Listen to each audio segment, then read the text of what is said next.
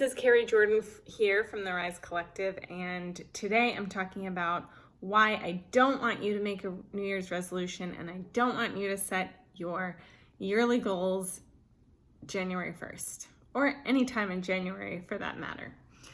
Most people think that January 1st is the best time to make a New Year's resolution, to set their goals and their intentions for the year, and to have total clarity on what the rest of the year is going to look like or what it should look like. But that might be the biggest myth in the goal setting and productivity space, and I'm going to tell you why. But first, I want to say that I understand how it's easy to follow that doctrine. We're kind of surrounded by it in a lot of media outlets, a lot of news outlets. Bloggers talk about this concept: new year, new you, New Year's resolutions, things like that. And everyone seems to be using this rhetoric.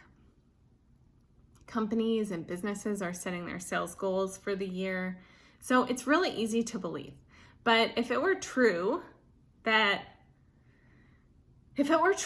everyone should make a New Year's resolution and set their goals for the year over the winter in December and January, then everyone who makes a New Year's resolution to work out in the new year would start working out in January and continue working out through the whole year. But we all know that that's not true.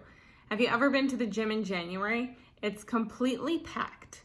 And then in February and March, the numbers really start to dwindle off. So clearly it's not true that these New Year's resolutions work, right? And that's just one example.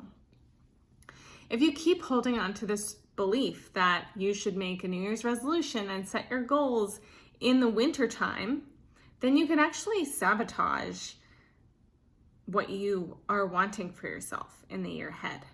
And we don't want that. So I'm going to tell you how you actually can achieve your goals and have your visions for the new year come to fruition. And that is by working with the cycles of nature. The darkness of the season of winter and the cyclical wisdom of our bodies are an invitation. They're an invitation for us to go within in service of reflection and visioning. And reflection is a major part of visioning. That is what this time of year is all about. It is not about jumping into the month of January, guns blazing, ready to seize the month, ready to seize the year.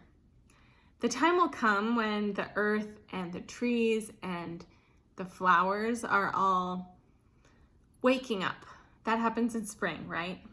And that also aligns with when our energetic and our physical bodies start to wake up.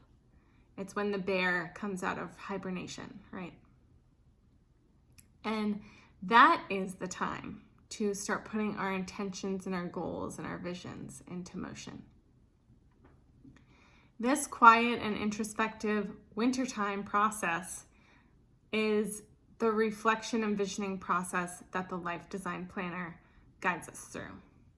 And I'm going to put the link to the Life Design Planner underneath this video. I'll also put a link to the Wheel of the Year / Medicine Wheel video that I made so you can learn more about these seasonal cycles.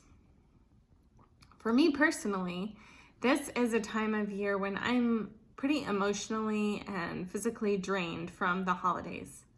And it seems like a lot of people don't have fuel at this time of year to sustain the lifestyle changes and the demands that people so often try to put on themselves during this time of year. So let me ask you, do you want to keep thinking that you have to put pressure on your system, especially if it's already frayed out around the edges around the holidays? Or do you want to rest in that heart of darkness and let your creativity and your imagination really take root and start to blossom, bringing you new dreams and new possibilities and new messages? Consider it, and make sure you subscribe to my videos. Click the bell so you get an alert every time I post a new one. so you won't miss a beat. And I'll talk to you next time.